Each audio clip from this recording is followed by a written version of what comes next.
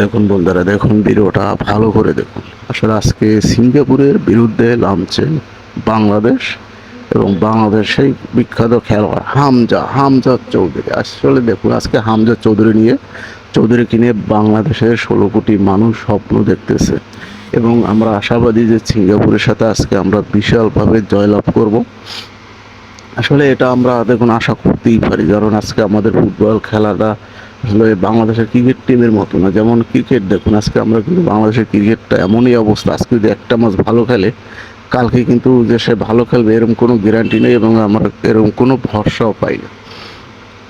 তো আমরা দেখুন আজকে ফুটবল খেলা দেখুন, বাংলাদেশের ক্রিকেট বোর্ডে যত টাকা খরচ করে তার কিন্তু অর্ধেক পরিমাণও ক্রিকেট বোর্ডে কিন্তু ফুটবল বোর্ডে কিন্তু খরচ করে না। আজকে দেখুন সেই বাংলাদেশ দর্শকদের কত হতাশা করে, কত করে। আজকে দেখুন বাংলাদেশের ফুটবল টিম, দেখুন সেই ফুটবল আজকে ভারতকে পিছিয়ে ফেলে বাংলাদেশের সেই লড়াকু হামজা চৌধুরী আজকে 16 কোটি মানুষের স্বপ্ন দেখাবে। দেখুন আজকে আমরা সেই হামজা চৌধুরীকে নিয়ে বাংলাদেশ বিশ্বকাপে বাছাই করবে, খেলবে, সেইরকম একটা স্বপ্ন দেখতেছি। আর অথচ দেখুন আমরা কিন্তু ক্রিকেট টিম নিয়ে কোনো ধরনের কোনো স্বপ্ন দেখি না। কারণ হলো কি, তাদের প্রতি আমাদের আস্থা বিশ্বাস উঠে গেছে, কারণ তারা এখন বলতে এমন কোনো খেলা এমন কোনো পারফরমেন্স দেখাইতে পারে নাই যে তাদের প্রতি আমাদের একটা আস্থা থাকবে বা ভরসা থাকবে। আর দেখুন ফুটবল খেলার টিম, ফুটবলের দিকে অন্য মানে আমি বলবো যে তাদের দিকে কোনোভাবে ওইভাবে নজর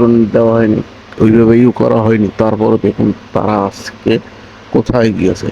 তো আমি আশা করি আজকে সিঙ্গাপুরের সাথে আজকে হামজা চৌধুরী ভালো একটা খেলা দেবে এবং আশা করি যে আমরা বিপুল গোলে আজকে জয়লাভ করবো। এটি আমরা হামজা চৌধুরীর কাছ থেকে আশা এবং বাংলাদেশের 16 কোটি মানুষের আশা।